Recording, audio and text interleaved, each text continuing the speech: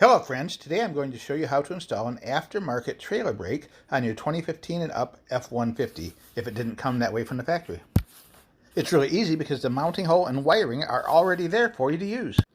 We're going to start by using a plastic trim tool or a flat dull scraper tool to lift up the little flat tray that's above your radio on top of the dashboard. Get it lifted up on the corner, get your tool in there, and pop it all the way open. Don't pull it up too far, just a little bit. Now you can reach two 7mm bolts that go down through each corner of this. Take those out and set them aside where you'll be able to keep an eye on them. Carefully grasp the top sides of your front trim panel and pull it slightly forward. That'll loosen it all the way down towards the bottom, but don't try and pull it out yet.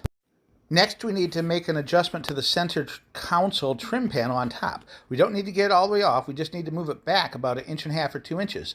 So we're going to open up the console armrest, and we're going to get a tool underneath the corners again, like I showed you before on the other thing, right where my thumb is, and we're going to lift up on each side. Lifting up carefully on each side, work your way down. You'll have, like, I think 2 clips on each side, and then you'll be able to pull the whole trim panel backwards about 2 to 3 inches, which is all you need. That will give you enough room to move the bottom of the front control panel backwards about 1 inch or 2 as well.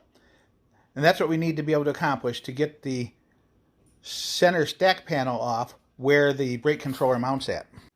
The next panel we're going to remove is the one that contains the air conditioning vent, the 4-wheel drive selector switch, and your reverse control switch if so equipped. Be careful not to pull it too far out because there's a wire on the back of both of these switches. You don't want to stretch the wiring too much. But start at the top and just gently rock it and pull it back and forth until it snaps off. And it'll snap off all the way down to the very bottom and come off in your hand. Harnesses that are attached to it, and set the whole piece aside.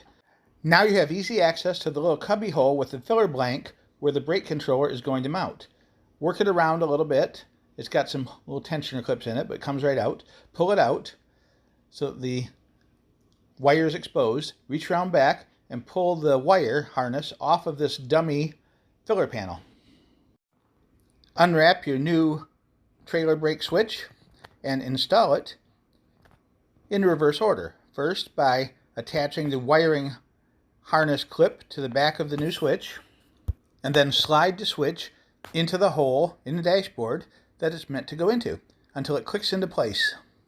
The up and down button should be on your right hand side, and that's all there is to installing it. Now let's put it back together. Put the vent panel cover plate and switch assembly back into place first, remembering to attach any wires back into the location they go on the back side of it. It snaps into place easily, just like it came out. Now it's important to make sure once you've got the cover snapped into place that you line up these white tabs on the center console trim panel on each side, because it's not going to press back into place and give you a nice snug fit unless those little tabs are lined up. Now it's time to reinstall the center stack trim panel. Start at the bottom by getting the holes on the bottom lined up, and then work your way up, pushing the pins in up as you go, and gently lift up on the top edge to fit it back up over the top of the trim plate. Reinstall the 2 screws that hold the top trim panel down and gently tap it down into place so it locks in, and you're done. Now you just got to program it. I'll show you that in another video, but thanks for watching. Have a great day, and bye for now.